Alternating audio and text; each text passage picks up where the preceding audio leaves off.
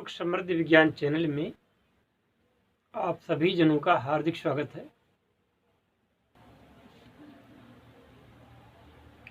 अगर ये चैनल अच्छा लगता हो, मेरी बात अच्छी लगती हो, तो अवश्य ही सब्सक्राइब कर दें और बेल का आइकन दबा दें।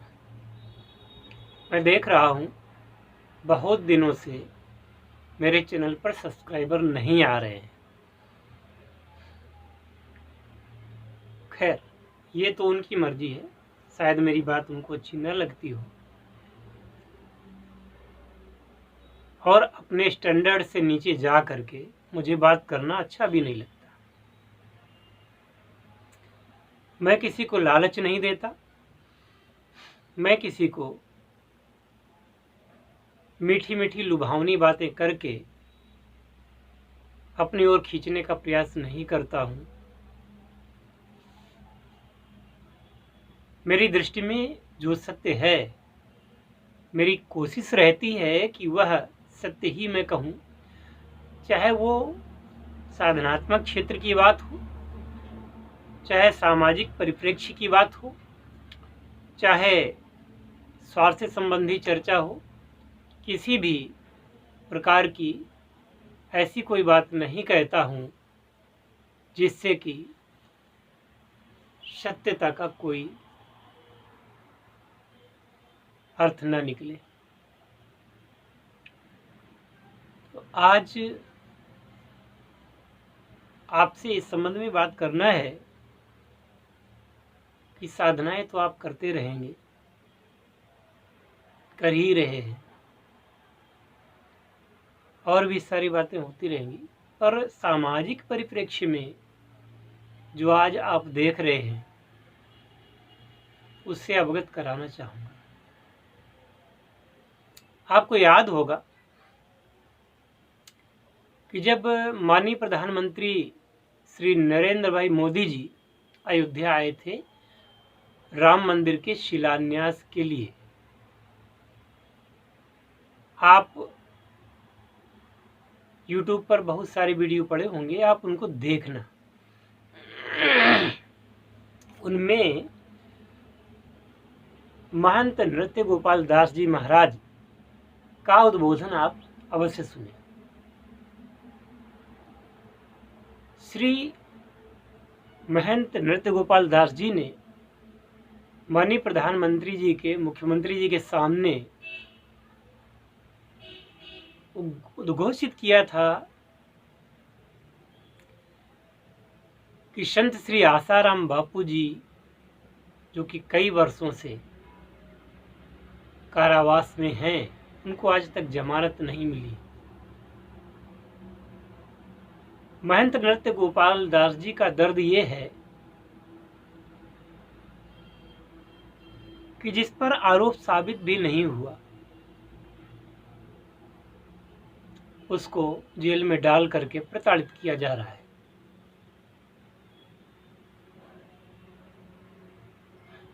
केवल महंत नृत्य गोपाल दास जी ही नहीं, और भी संतों का यही मत है। ये भारत देश एक ऐसा देश है जहां पर ऐसे ऐसे चमत्कार हुए हैं, ऐसे ऐसे चमत्कार कि सुन लोगे तो पैरों की तले की जमीन खिसक जाएगी। केवल भारत में ऐसा होता है। मुझे अपने देश पर गर्व है, अपनी सनातन संस्कृति पर गर्व है, भारत के कानून पर गर्व है, भारत के संविधान पर गर्व है। लेकिन इसके बावजूद कुछ तो कमियां हैं जिनको दुरुस्त करना ये मेरा परम कर्तव्य बन जाता है। आसाराम जी बापू जेल में डाले जा सकते हैं, क्यों? क्योंकि उन्होंने, देखिए, आप लोगों की आदत है कि आप लोग वीडियो को ध्यान से नहीं देखते और देर तक नहीं देखते। इस आदत को संभालना पड़ेगा, क्योंकि संत आसाराम जी सनातन को प्रचारित कर रहे थे। बड़ी बड़ी विदेशी कंपनियों के खिलाफ उन्होंने अभियान उठाया हुआ था और जनता उनको बापू कहकर के सम्मानित करती थी, उद्बोधित करती थी। ऐसे संत श्री आसाराम जी बापू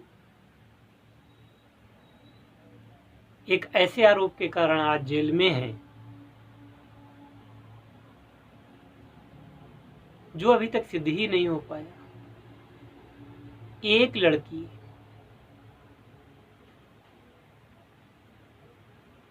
वो सत्य है या नहीं है, किसी के द्वारा बरगलाई गई है या नहीं है, इसका भी किसी ने आज तक पता नहीं लगाने की कोशिश की। इसी प्रकार से एक संत रामपाल जी हैं। ज्ञातव्य है, आपको बता दूं, मैं आसाराम जी का शिष्य नहीं हूं, मैं उन्हें फॉलो भी नहीं करता, मैं रामपाल जी को भी फॉलो नहीं करता, बाबा राम रहीम को भी मैं फॉलो नहीं करता।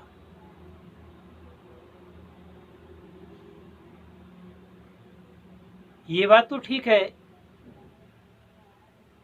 कि कोई कितना भी बड़ा हो, अगर उसने गलत किया है तो उसे सजा मिलनी चाहिए, चाहे वो स्वामी चिन्मयानंद हो,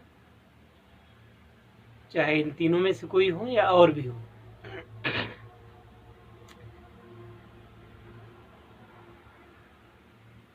मैं भी मानता हूं कि उनको सजा मिलनी चाहिए,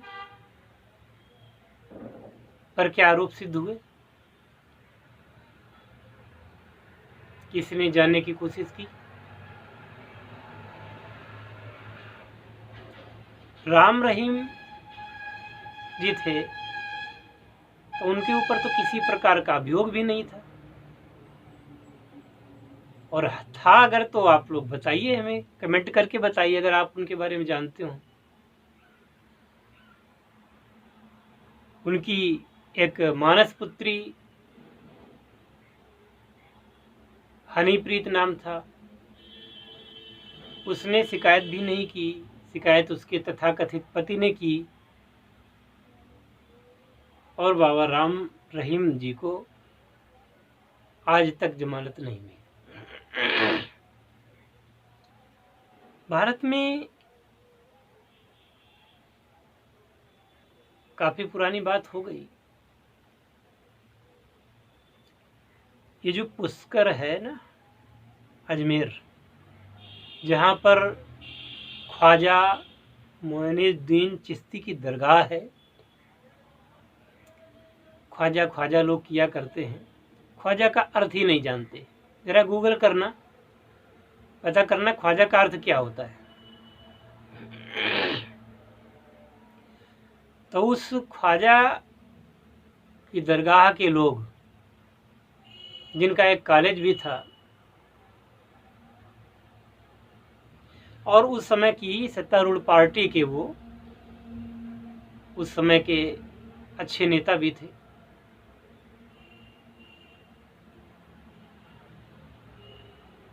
कई नेताओं के, कई मंत्रियों, केंद्रीय मंत्रियों, कई आईएएस अधिकारी, कई आईपीएस अधिकारी लोगों की सुपुत्रियां उनके कॉलेज में पढ़ती थी,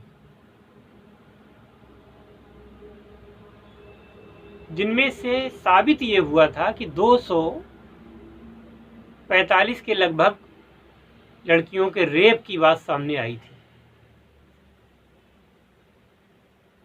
आप लोग तो समझदार हैं, यूट्यूब पर देखिए, गूगल पर देखिए, भारत का सबसे बड़ा सेक्स स्कैंडल डालिए, आपको पता चल जाएगा अजमेर में क्या हुआ था। जिनमें से 1 दर्जन से अधिक लड़कियों ने आत्महत्या भी कर ली थी बाद में। गजब की बात है, यही तो चमत्कार है कि उसमें से किसी भी आरोपी को आज तक जेल में नहीं डाला गया। थोड़े दिन रहे होंगे और वो बरी हो गए। सुनने में आपको अचंभा लगेगा, लेकिन भारतवर्ष में से चमत्कार हुआ करते हैं। हो जाती है हिम्मत, भारत की संसद पर हमला करने की हिम्मत हो जाती है।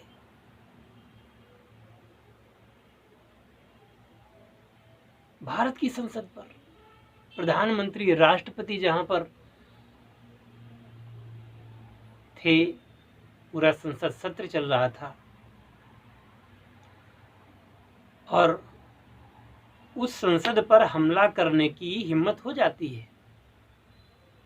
कौन है ये हिम्मतवर लोग?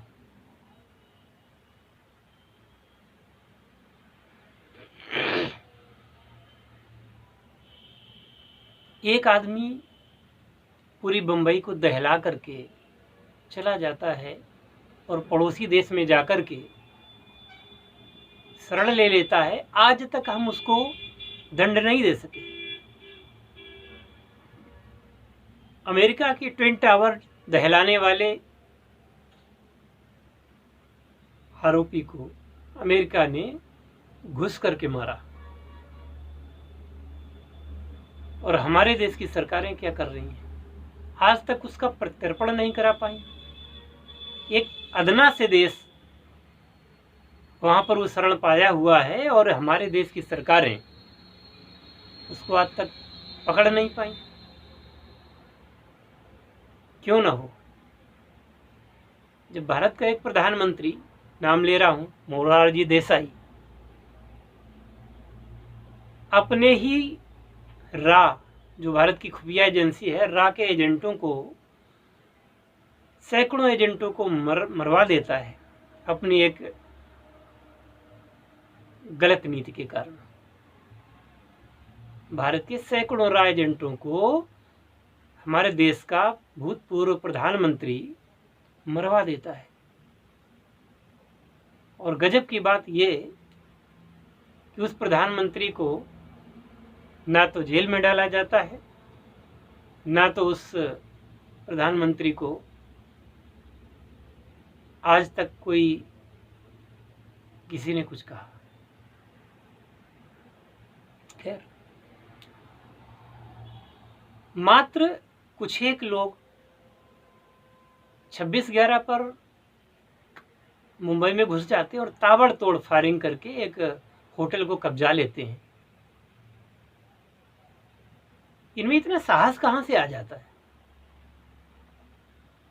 पालघर में हिंदुओं को, जो हमारे संत थे, 2 संत, उनका एक ड्राइवर, उनको घेर करके पूरी भीड़ मार देती है और उस भीड़ में पुलिस वाले भी शामिल थे। वो संत उन पुलिस के पास जाते हैं, पुलिस से उम्मीद करते हैं कि हमको बचाएंगे। वो पुलिस वाले उनको मरने के लिए छोड़ देते हैं। और इस पर बहुत कुछ चल रहा है, न्यूज पर अभी भी आ रहा है।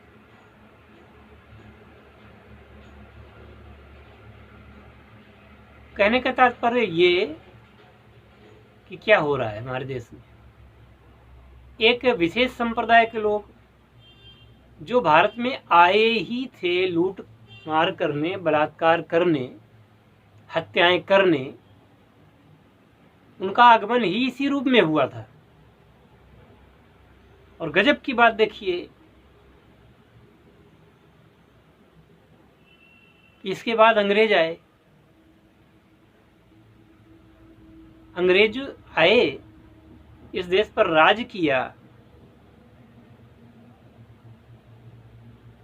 लेकिन हम उनको इतना नहीं खराब कह सकते क्योंकि उन्होंने कुछ दे के भी गए। भारत को लोकतंत्र दे के गए, भारत को एकजुट कर गए। न जाने कितनी रियासतों को हमारे वल्लभ भाई पटेल जी ने एक किया। हालांकि तो आज भी जहाँ जहाँ पर अंग्रेजों के संप्रदाय हैं, जहाँ जहाँ पर उनकी शासन है, तो आज भारत की उनसे अच्छी गहरी मित्रता है। मित्रता तो मुस्लिम राष्ट्रों से भी है। हमें मुस्लिम राष्ट्रों से भी कोई शिकायत नहीं है,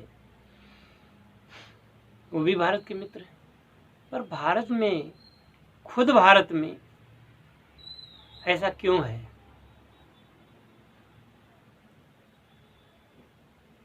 एक तथाकथित संप्रदाय से वहाँ के लोग 4-4 शादियां तो कर ही लेते हैं। दिक्कत यह है कि हिंदू समाज की लड़कियों को वो जबरन अपना बना रहे हैं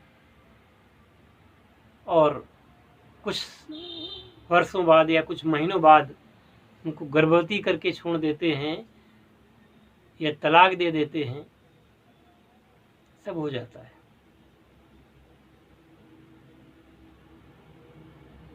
वहीं पर रोज आए दिन घटनाएं आती हैं कि अमुक जगह पर अमुक मौलाना ने बलात्कार किया, लड़के के साथ किया, लड़की के साथ किया, मस्जिद में आने वाली महिलाओं, हिंदू महिलाओं के साथ रेप किया। और जब वहां पर टीम पहुंची हिंदुओं की, तो उसका बयान था कि ये जो कुछ हम कर रहे हैं ये अपने धर्म के की एक तथाकथित किताब के आदेश का ही पालन कर रहे हैं और इसमें कोई दोष नहीं है।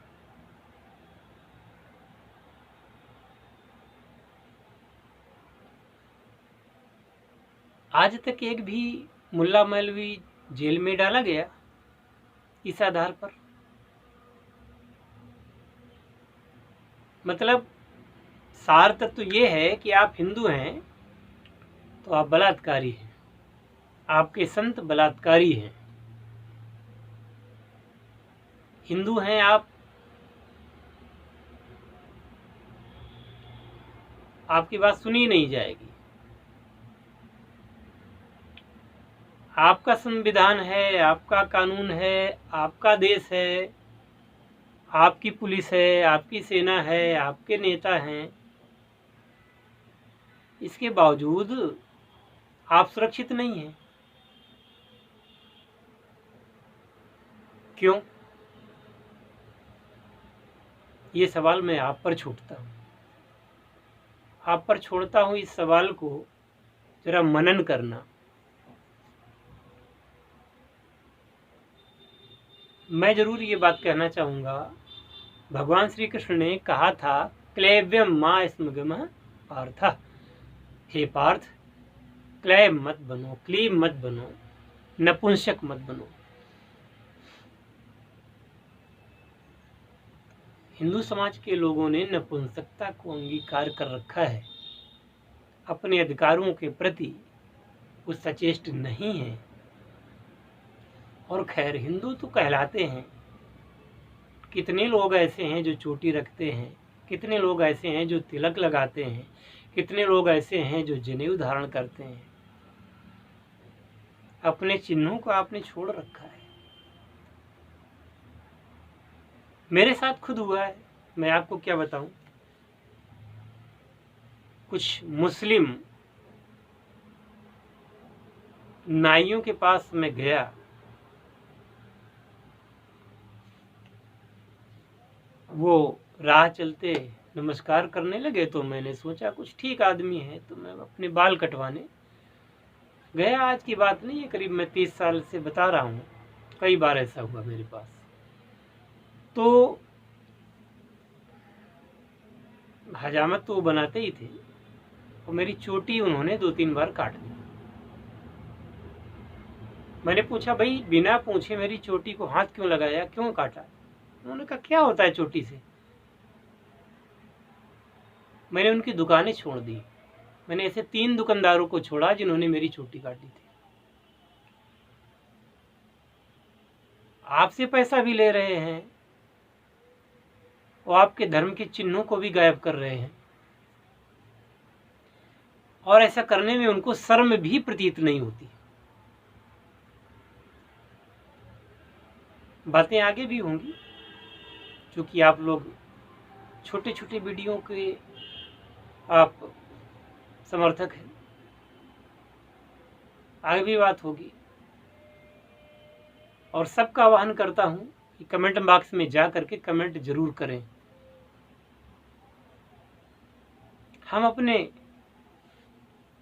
धर्म की किताबों का कितना अध्ययन करते हैं। हम अपने समाज में अपने हिंदू धर्म के देवी देवताओं को कितना पूजते हैं। हिंदू धर्म के की कितनी साधनाएं करते हैं। हम योग कितना करते हैं, ध्यान कितना करते हैं, बताइए। अगर ये सब करते होते तो खुद में शक्ति का आभास होता, आपको आप में शक्ति होती, आप क्लीब नहीं होते और शायद आप इतने बेचारे भी नहीं होते जितने की हैं। मिलते हैं अगले वीडियो में। धन्यवाद।